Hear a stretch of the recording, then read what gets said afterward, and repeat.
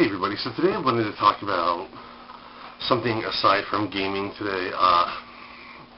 Something that I've been, well, something that I've been watching off and on, and saw this back in the late 90s, and recently I actually just got it on DVD. I didn't even know they had it, and it was released by A&E, but it was originally made for the BBC, and that is Neil Gaiman's, I hope I'm pronouncing that right, Neverwhere. And basically it was also a book for it came the miniseries. The story is pretty much the same. Richard Mayhew goes to work in London, and he has an average life. He has a girlfriend that he loves, who he wants to marry, Jessica. And Jessica, the only problem with her, it seems like, in his world, is that she's very much married to her career. And she wants to change Richard. And it seems like he doesn't want these changes, but he loves her, so he goes along with them. So one night, as they're going to dinner, they stumble across this young lady who's bleeding. Jessica doesn't want to get involved.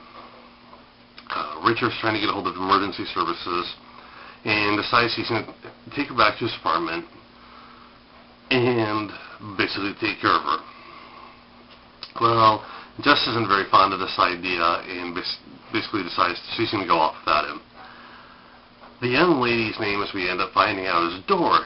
Now, Dor comes from London Below, which is a little bit different from what it seems to be of London Above, in the fact that she has a rather unique talent, which is she can create doorways to different places. And this ends up becoming very much of a plot device during the course of the show as well as the book. And we find out that she's being followed by these two gentlemen who want her for reasons you really don't know of. The miniseries takes a different approach through the streets of under London. I'm trying to think of the best way to describe it here. Basically, how they meet different members of their group. Like there's a guy by the name of the Marquis who seems to know a lot more stuff than he should, and you find out that the Marquis basically deals in information, collecting favors from people. Once you owe him a favor, it can be collected at any time. So the Marquis does use that to his advantage at parts throughout both the book and the show. Now, one character does come along that I find really interesting, and that is a character called the Hunter. The Hunter is after this beast that lives in the underground, and she really wants to kill this thing. It's just going to be the greatest thing for her. And what I love about her is just her whole attitude, her whole take on everyone around her.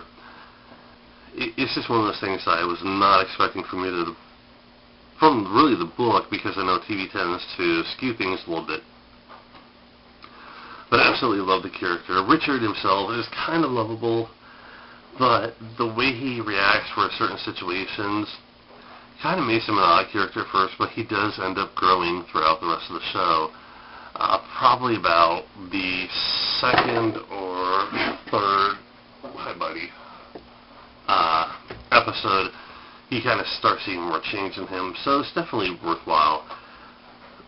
If you've read let me go back to this. That's the thing about, books and TV shows or movies don't really mix. But in this case, I like both, and that's really weird for me, because some even like to watch movies based off of books. I know there's a lot of constraints, so they couldn't follow as closely to the book as maybe I would like to have them. But hey, it works out. It is a great watch. I know that Netflix has it. I don't know of anybody else. I know I got the DVDs off of Amazon. But yeah, it's this, like I said, watching in the late 90s has been something I wanted to rewatch over and over. And when I got the DVDs, I watched the whole thing from beginning to end. And it's one of those things that once you see it once or twice, is embedded in your mind, and there's nothing about it that can change. So if you do like a good little bit of fantasy and sci-fi mixed together, it definitely is worth watching. And trust me, either both the book and the show have a twist that nobody sees coming. So I'll talk to you guys later. Take care. Bye.